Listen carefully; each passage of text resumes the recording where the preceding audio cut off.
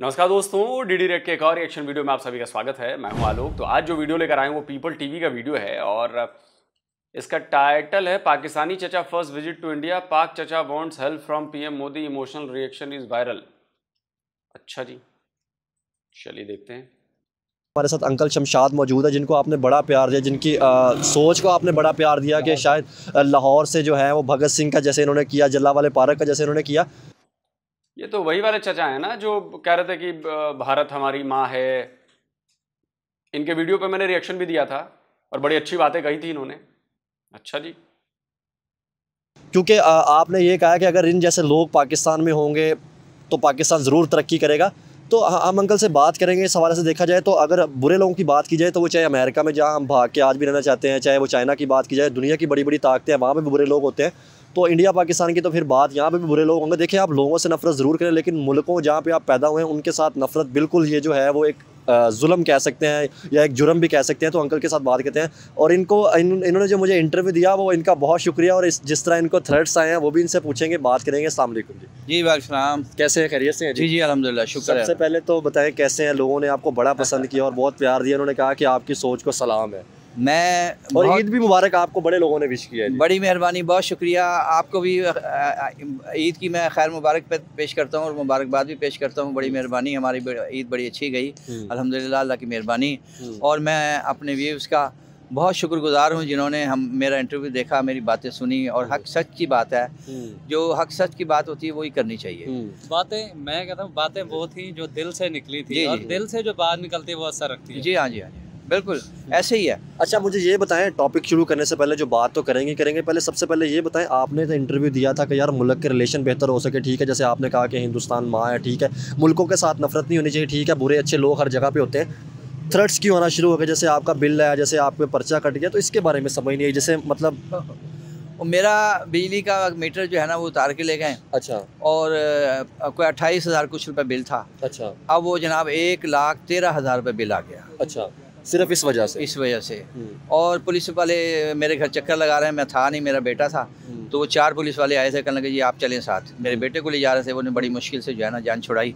1,000 रुपये वो ले गए खर्चा। तो वो कहने लगे जी ठीक है, हम बाद में आपसे मिलेंगे। तो वो कह रहे हैं जी SSO साहब जो है ना वो इंतज़ार कर रहे हैं आपका, आप उनसे मिलें, मुलाकात करें। तो मैं गया नहीं अभी तक। तो हमें पता है कि हमारे साथ रिएक्शन होना है। हक बात यहाँ कहना मुश्किल है पाकिस्तान के अंदर ना, ये बहुत मुश्किल है। असल में ये पाकिस्तान ये मुसलमानों के लिए बनाया ही नहीं गया। ये ब्रिटिश अंकल जी, हमने तो मुसलमानों के लिए बनाया था ना, एक थीम तो ये था इस्लामी रिपब्लिक। बता रहा हूँ ना, वो मेरी पूरी बात सुने। ये ब्रिटिश पॉलिसी थी, लंदन प्लान था ये मलका विक्टोरिया का। क्योंकि हिंदुस्तान में सबसे ज़्यादा बहादुर कौम जो है ना वो सिख कहलाती है। सिखों ने यूं ऐसी नथ डाली कि इन्होंने भगत सिंह को, राजगुरु को, सुखदेव को, उनको शहीद किया, उनके टुकड़े करके उनके यहाँ से जो है ना वो बारूदे की वो पहले अंगीठी जलती थी, जलाने वाली लकड़ी का बारूदा होता था, उसमें पीस करके वहाँ वो गंडा सिंह ले गए, वहाँ उनको जो है ना वो जलाया। तो वो इन्होंने उनको, और फिर जो उधम सिंह है ना, उधम सिंह, वो जलियांवाला बाग अभी हमने उनकी जो है ना मैंने आपका देखा वो प्रोग्राम किया है। अमेरिका तक में हमारी जो है ना वो तस्वीरें छपी हैं। तो उधम सिंह तक में तो तस्वीरें छप गई, लेकिन शर्म की बात यह है कि हमारी मेन स्ट्रीम मीडिया ने नहीं छापी। हम फिल्मी हीरो को तो अपने हीरो बना लेते, जो रियल हीरो थे हम शायद उनको भूल जाते हैं। तो वो उधम सिंह ने लंदन में जाके जनरल डायर को मारा। तो जब इस वक्त उसने वहाँ जाके मारा ना, तो ये ब्रिटिश गवर्नमेंट की टांगे जो है ना वो हिलनी शुरू हो गई, यानी वो कमज़ोर हो गई ब्रिटिश गवर्नमेंट। इन्होंने प्रोग्राम बनाया कोई, यार ऐसा करो, यहाँ से कोई लड़का देखो, वहाँ लंदन में मोहम्मद अली जिन्ना वहाँ पढ़ा करते थे, वहाँ से उनको निकाला। उसको ना उर्दू आती है ना कुरान पढ़ा हुआ, वो था भी कुछ नहीं। वो जी उसको उठाया, वहाँ से जाओ जी मुसलमानों के लिए। इलामा इकबाल साहब को कहा कि जी तुम कह दो कि जी मैंने पाकिस्तान का ख्वाब देखा है, समझे ना। उन्होंने कहा कि जी मैंने पाकिस्तान का ख्वाब देखा है। असल मसला कुछ और था। मुसलमानों को इस्तेमाल किया गया पाकिस्तान बनाने के लिए। हाँ जी, इनको पता ही नहीं था हमारे साथ होना क्या है। ये इस वक्त देख रहे क्या हाल हो रहा है। हर बंदा जो है ना इस वक्त पाकिस्तान में परेशान है, बिलों की वजह से परेशान। जब नलके का पानी नहीं मिल रहा, एजुकेशन नहीं ले पा रहे हमारे बच्चे, जो है खा पी नहीं रहे, राशन नहीं मिल रहा, परेशान है। अब देख लें क्या हाल हो रहा है पाकिस्तान का।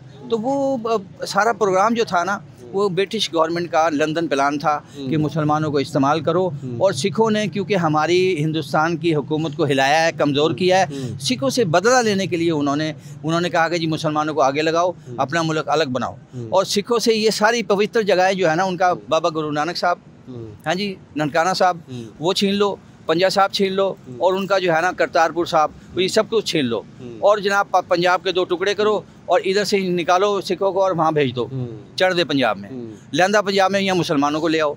वो जनाब वो प्लान था, मुसलमान इस्तेमाल हो गए, मुसलमानों ने खुश हो गए, हमें अलग पाकिस्तान बना के दे रहे हैं, लेकिन असल प्लान कुछ और था। सिखों के साथ ब्रिटिश गवर्नमेंट ने बदला लेना था, वो बदला लिया उन्होंने। आज तक सिख जो है ना वो परेशान है। हाँ जी, वो शिकारपुर में उन्होंने बहुत बड़ा टावर बनाया हुआ था, वहाँ दूध पीने लगाई हुई थी, वहाँ से वो करतारपुर साहब की दर्शन करते थे। अब अल्लाह भला करे, साबका गवर्नमेंट का, हमारी इमरान खान का, उसने जो है ना करतारपुर बनाया, उनको इजाज़त दी, अब वो जनाब बड़े खुश हैं, बहुत अच्छे वो जो वो तरीके से, अच्छा इक़दाम था, एक बहुत अच्छा इक़दाम था। और हर बंदे को होना चाहिए, चाहे इंडिया हो या पाकिस्तान हो, किसी जगह भी हो, हमें मजहबी जो है ना वो आज़ादी होनी चाहिए हर मुल्क में। हाँ, जैसे करतारपुर की वजह से जो बिछड़ी फैमिलियाँ मिली, हाँ जी, वो मिली, 70 साल से वो बड़ी बड़ी बूढ़ी औरतें वो जो बिछड़ गई थी बेचारी, वो मिली, बूढ़े ख़ानदान जो मिल नहीं सकते थे, करतारपुर की वजह से वो सारे आपस में मिले, मुलाकातें हुई, एक दूसरे को जिंदा हैं तो मिल गए, मर गए तो फिर क्या करेंगे। जैसे आपने एक बात बताई थी, वहाँ पे एक आदमी था जिसकी पत्नी कितनी उम्र थी, उसने कहा था मुझे एक दफ़ा सिर्फ मेरा घर दिखा दो। वो मैं मेरठ से मुल्तान जा रहा था, दिल्ली से मुल्तान मेरठ जा रहा था, तो वो इंजन ड्राइवर साहब थे, वो ट्रेन में बैठे थे, वो उन्होंने मुझे देखा कि यार ये इंडियन नहीं है, पाकिस्तानी है। वो कहने लगे कहाँ से आए हो? मैंने कहा मैं पाकिस्तान से आया हूँ। वो कहने लगे यार मैं मुल्तान में पैदा हुआ, हरम गेट में 3रा घर मेरा था, तो मुझे किसी तरह एक मरतबा मुझे वो घर दिखा दो। तो वो सारी जो है ना, इनकी सिखों की, हिंदुओं की सारी प्रॉपर्टी यहाँ से बर्बाद हो गई, कारोबार तबाह हो गए, मालो दौलत ख़त्म हो गए, इन्होंने मालो दौलत अपने ज़मीनों में दफन करके यहाँ से गए, अब तक निकल रहे हैं, कोई दीवारों में से निकलता है, कोई ज़मीनों में से निकलता है। मुझे एक बात बताएं, मैं आपसे एक सवाल पूछना चाहता हूँ। जैसे कि अगर देखा जाए तो मेरे बड़े जो हैं वो कुछ जलंधर से आए थे, कुछ फिरोजपुर से आए थे, वहाँ पे हिंदू मुस्लिम सिख इकट्ठे रहते रहे हज़ारों साल से, ठीक है। फिर ऐसा क्या हुआ कि इनके अंदर, देखिए अगर मेरा कोई दोस्त है हिंदू या सिख है, मैं तो उस पर अटैक नहीं करूँगा या वो तो मुझ पर अटैक नहीं करेगा, तो फिर ऐसा क्या हुआ कि मतलब जो है एक दूसरे के जान के दुश्मन बन गए। जैसे वो भरी भरी ट्रेनें जो लाशों की, तो वो उसकी समझ नहीं है कि इसका मतलब फिर ये था कि ये शायद अंग्रेज़ों की फिर चाल थी। मैं यही तो बताना चाह रहा हूँ कि हमें, हमारे बुजुर्गों को पता नहीं चला कि चाल है क्या असल में। वो ला इलाहा इल्लल्लाह के नाम से मुसलमान जो है ना वो डट गया, चलो ठीक है, लेकिन अंदर प्लान ये था कि हम इनको मारेंगे। उनके लिए तो मारना बहुत आसान है, क्योंकि देखिए जलियांवाला बाग में हज़ारों इंसान थे, वहाँ मुसलमान भी थे, सिख भी थे, हिंदू भी थे, सबको उन्होंने, जनरल डायर ने जो है वो फायर का ऑर्डर कर दिया और सबको शहीद कर दिया। हज़ारों बंदा वहाँ शहीद हो गया, लाशें गाजर मूलियों की तरह वहाँ पड़ी हुई थी। हाँ जी, जब तो आज जिसने जनरल डायर को मतलब जाके ठीक है उसने मारा था, वो हमारा हीरो होना चाहिए था। हम उसको भूल गए, हमने तो कोई हमारा हीरो है। हम हाई कोर्ट के अंदर हमने पिछले हफ्ते हमने उनकी शहादत का दिन मनाया, और वो मना के, देखिए उधम सिंह को भले ही आप लोग भूल जाएं, भगत सिंह को आप लोग भूल जाएं, सुखदेव को, राजगुरु को आप लोग भूल जाएं, आप उनको हीरो ना माने, बहुत कम लोग होंगे पाकिस्तान में ऐसे लोग जो उनको हीरो मानते होंगे। हम इंडियंस नहीं भूल सकते।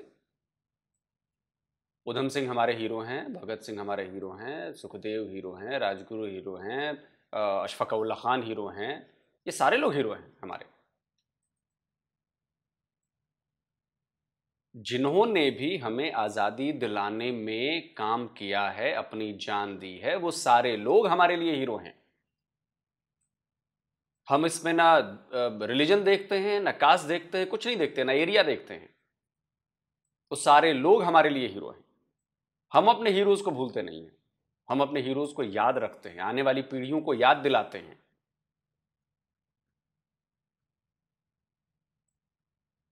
ये फर्क है। वो मना के सारे इंडिया में और अमेरिका तक से हमें जो है ना तस्वीरें आई हैं।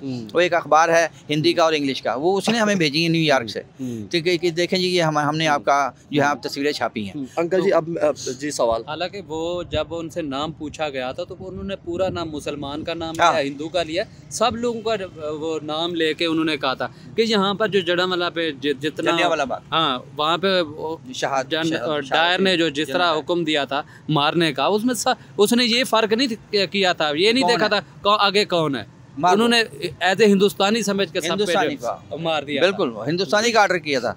वो जनरल डायर साहब देख रहे थे, वो अपना उधम सिंह साहब देख रहे थे, उन्होंने दिल में रखी। वो गए इंग्लैंड जाके और उसको जनाब उसके जो है कुर्सी के ऊपर उसको फायर मारे।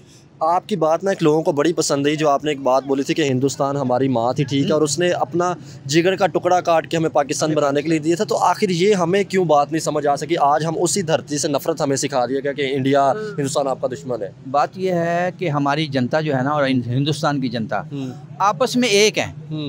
मैंने पहले भी आपको बताया था, कपिल शर्मा शो होता है वहाँ पाकिस्तानी फनकार जाते हैं।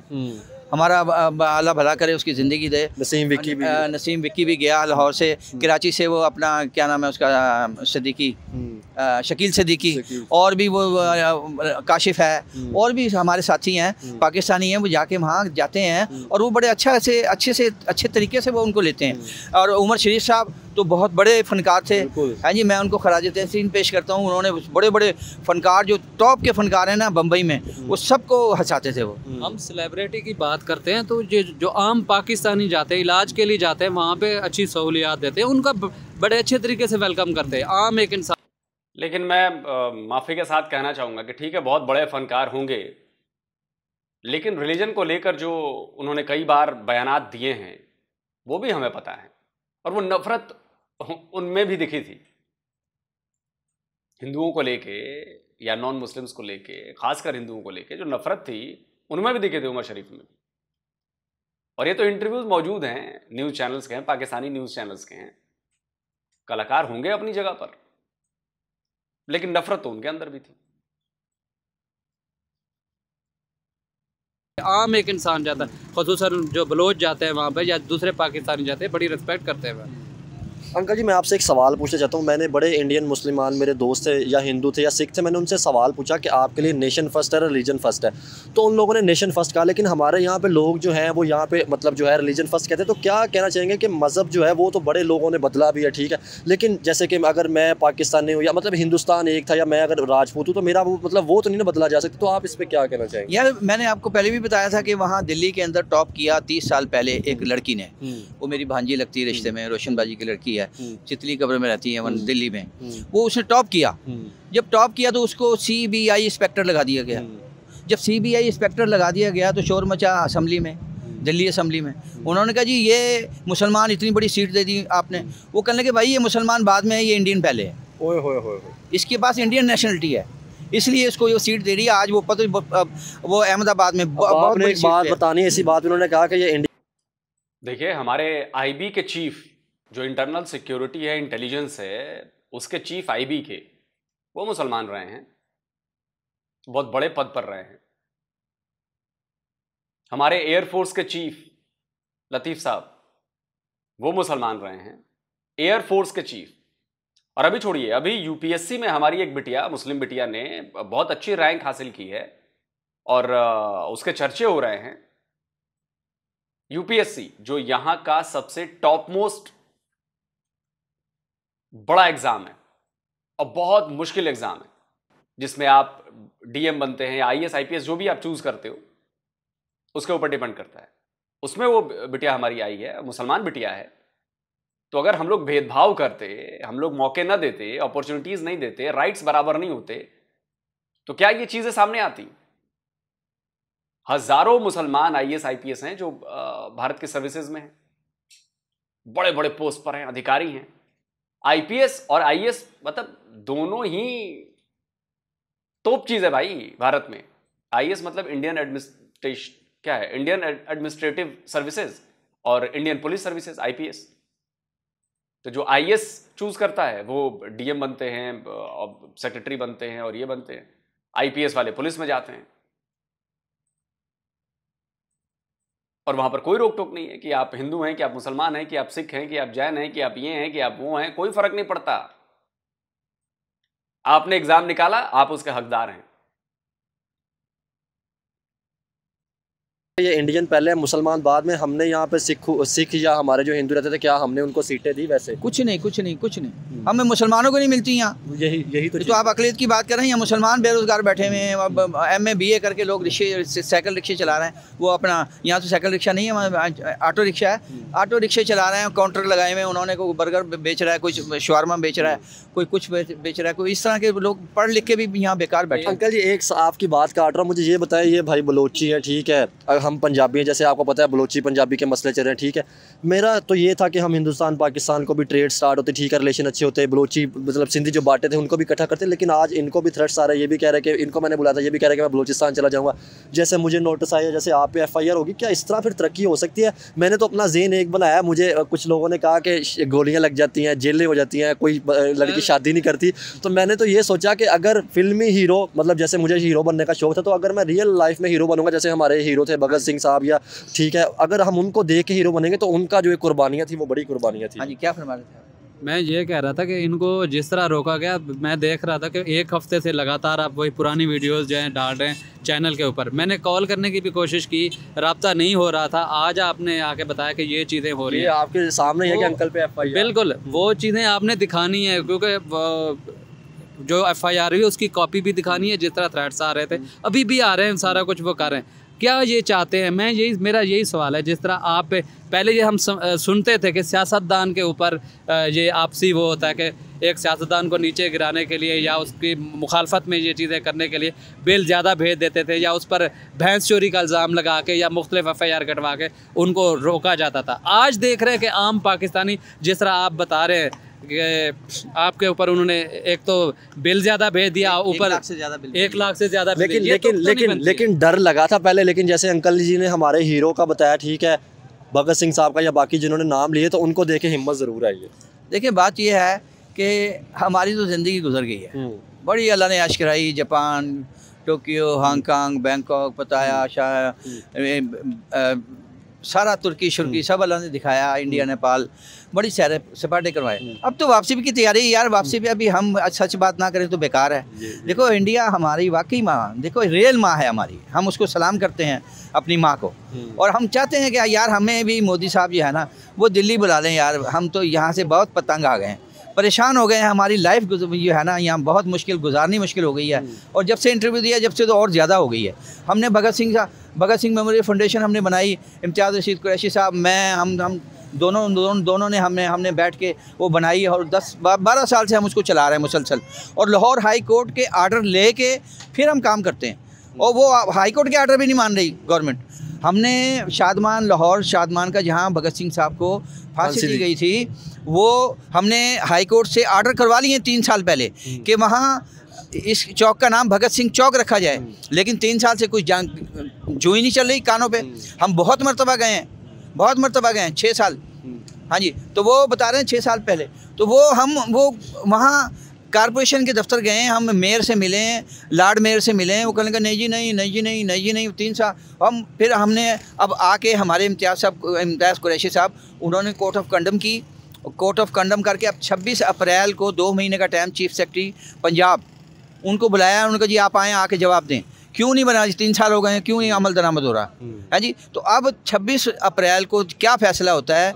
26 अप्रैल 2024, इसको हम इंतज़ार कर रहे हैं कि क्या फ़ैसला होता है। अगर फ़ैसला होता है तो इंशाल्लाह हम ढोल धमाके वहाँ बजाएंगे और वहाँ भगत सिंह चौक का नाम रखेंगे। और हम जो है ना वो 4 स्टैचू बनाएंगे चारों तरफ, वो पूरी चौक, वो फारे के अंदर हम रखेंगे, चारों तरफ भगत सिंह की मूर्ति होगी और वो सेंटर में हम वो रखेंगे। और वहाँ जी सिर्फ भगत सिंह साहब नहीं, जैसे जल्लावाला पार्क में जो बाकी भी जो हमारे हीरो थे, हमने उनको भी लेकर चलना है ताकि हमारी कौम को पता चल सके कि ये जो कुर्बानियाँ थी हिंदुस्तान पाकिस्तान में जैसे दी गई थी, ये सारों को पता चल सके कि ये हमारे रियल हीरो। आज़ादी के हमारे जो हीरो हैं, निज़ाम लोहार साहब हैं, बड़े मशहूर, मलंगी बहुत मशहूर हैं। हैं जी, वो कहते थे दिन नू राज फरंगी दा रात नू राज मलंगी दा। उन्होंने बड़ा वक्त डाल के रखा है, लेकिन ये बस हत्ते ये चढ़ गए। भगत सिंह और राजगुरु सुखदेव, इन्होंने ये शहीद हो गए। फिर उसको जो है ना, मैं उनको सलाम करता हूँ उधम सिंह को। उधम सिंह साहब ने तो खुद जान के जो है ना अपनी जान को जो है ना उसको मार के खुद गिरफ्तारी दी, करो मुझे गिरफ्तार, मैंने मारा है। वो बहादुर आदमी था। वो वहीं से ब्रिटिश गवर्नमेंट की वहीं से जो है ना टांगे वो हिलनी शुरू हुई और वो कमज़ोर हुई। उन्होंने कहा भागो यहाँ से। अब भागने के लिए रास्ता उनका जी भागने के लिए तो रास्ता है, लेकिन हम बदला लेंगे सिखों से। वो सिखों से बदला लेने के लिए उनकी तीनों पवित्र जगहें जो है ना, ननकाना साहब, पंजा साहब और करतारपुर साहब, इन्होंने छीन के सिखों से कहा कि बाहर निकलो यहाँ से, ये मुसलमानों का मुल्क। पार्टीशन तो पंजाब। चलिए कोई बात नहीं, लेकिन हमने भी बदला ले लिया है, छोड़ेंगे नहीं। आज ब्रिटेन पर एक भारतीय वंशी का राज है, वो पीएम बना है, ये भी एक बात है। और जिस तरह से आप लोग भगत सिंह को हीरो बताने के लिए और चीज़ करने के लिए जो भी काम कर रहे हैं, बड़े आप लोग अच्छा काम कर रहे हैं, बढ़िया काम कर रहे हैं। कम से कम पाकिस्तान के लोगों को भी पता चलना चाहिए कि भाई उनके हीरोज़ कौन हैं। लेकिन सबसे बड़ी दिक्कत ये है कि आपकी आवाम में जो हिंदुओं के प्रति नफरत है, जो भारतीयों के प्रति नफरत है, भारत के प्रति नफरत है, उस नफरत का क्या करेंगे आप? वो नफरत आपको आगे नहीं बढ़ने देगी, क्योंकि वो नफरत करने वाले ज्यादा हैं और आप जैसे लोग हैं गिनती के, मुट्ठी भर। वरना अगर ऐसा नहीं होता तो इस्लामाबाद में बताइए, सुप्रीम कोर्ट का ऑर्डर है, पाकिस्तानी सुप्रीम कोर्ट का ऑर्डर था कि वो मंदिर बनेगा। सरकार ने कहा कि मंदिर बनेगा, लेकिन वहां के कट्टरपंथी रेडिकलाइज नफरती लोग, उन्होंने आज तक मंदिर नहीं बनने दिया। पाकिस्तान हुकूमत ने मंदिर बनाने की तजवीज़ पेश किया है, तो इसके बारे में आपका क्या ख्याल है? हम किसी भी तौर पे शिर्क के अड्डे को इजाज़त नहीं दे सकते, और वो भी अपने टैक्स के पैसों से। तो मंदिर बनना चाहिए या नहीं? नहीं, मेरे ख्याल से नहीं बनना चाहिए। ये नहीं होना चाहिए, क्योंकि हमारा एक इस्लामी मुल्क है। यहाँ पे ये बिल्कुल शोभा नहीं देता कि हम कोई ये बनाए चीज़ें ऐसी, मंदिर वगैरह या गैर मजहब के लिए कोई ऐसी चीज़। आप बताइए, तो आपको लगता है कि वो एक नॉन मुस्लिम भगत सिंह को या राजगुरु को, सुखदेव को वो हीरो मानेंगे, जो कि असल में हीरो हैं? लेकिन वो रेडिकलाइज इतना कर दिया गया है पाकिस्तान की आवाम को कि वो किसी नॉन मुस्लिम को अपना हीरो मान ही नहीं सकते। और मैं गारंटी देके कह सकता हूं, 6 साल क्या 60 साल बीत जाएंगे तब भी ना होगा, मुझे लगता है। वरना अब तक तो मंदिर बन जाना चाहिए था, है कि नहीं? और बड़ा अफसोस हुआ सुन के कि ये है फ्रीडम ऑफ स्पीच। कहते हैं कि जी पाकिस्तान में मीडिया फ्री है। मीडिया छोड़ो, यहां पे तो आम आदमी अपने दिल की बात कह गया, उसके पीछे पुलिस भेज दी गई। चचा के मीटर का बिल कर दिया गया 1 लाख रुपए, पुलिस वाले भेज दिए गए, इन पर FIR कट गई।